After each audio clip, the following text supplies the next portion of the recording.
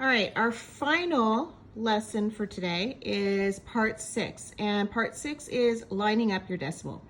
Now, if you do this, this is going to save you a lot of heartache in the long run. So it's really important to know how to line up your decimal. So here's a little example they've got for you. You've got the 4. In 4, there's no decimal. If there's no decimal, that means there's an automatic decimal right there. But they don't do that. It's a whole number. So they don't usually put a decimal in unless there's actually numbers to the right of it. So, but for this purpose, they're showing you the decimals so they know, so that you know where to line it up. So you have your decimal here, so you have a 4 and a decimal. The next number here, 12.5, as you can see, is lined up right there. So our decimals are lined up. So we have 12.5 or 12.5 tenths. Okay, next we have our decimal here. So we've got 13 hundredths, and so you line your decimal up here and you have 13. Then we've got 180, and again, they're not going to show you the decimal if there's nothing to the right of that decimal. So 180 is just written just like this, 180.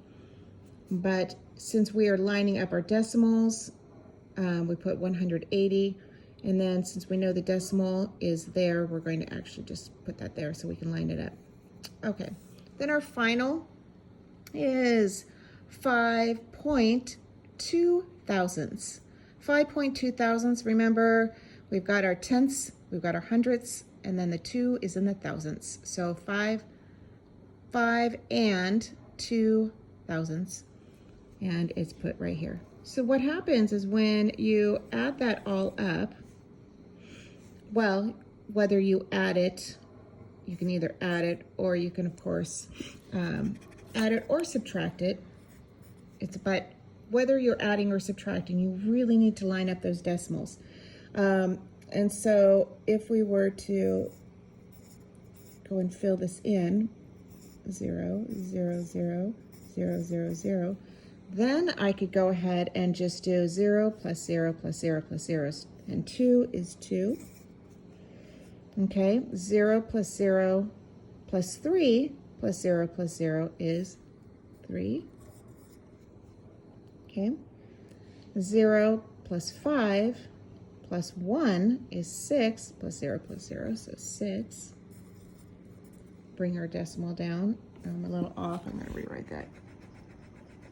632.632. Sorry about that. Kind of went off the page, so 0.632.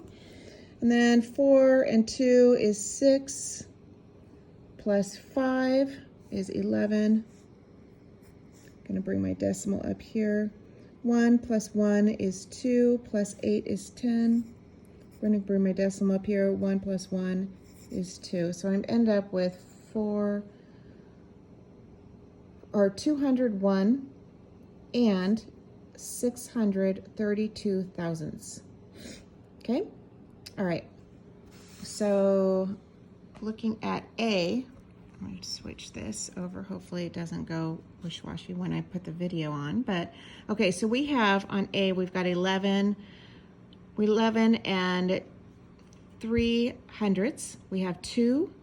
We have 149 thousandths. We have 58. We have 520 and 7 tenths. All right, so now what we're going to do is I'm going to write this down.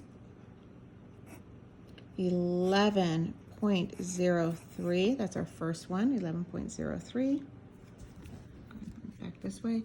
11.03, 2. It's going to go there. Put my decimal.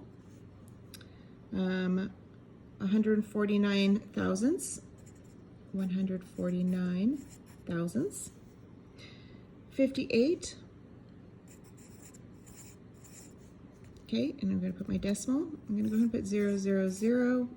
Doesn't matter how many zeros, but it helps me line up when I'm adding or subtracting. All right, so 58 rather. Now we've got 520 and 7 tenths. So 520 and 7/10. And of course, if I am, see how this all nice and lined up? Of course, if I were to add or subtract this, I would just go ahead and add these placeholder just to make it a little bit easier when I'm adding it. See how that works? So I have 0, 0, 9, 0, 0, which is just 9. And then I have 3 and 4, which is 7. And then I have 1 and 7, which is 8. Put my decimal there. I've got 8 and 11, which is 19, 20, 21. 22 here. 5, 6, 7, 8, 9. And then I put my 5 down. So then I end up with 591 and 879 thousandths. Okay?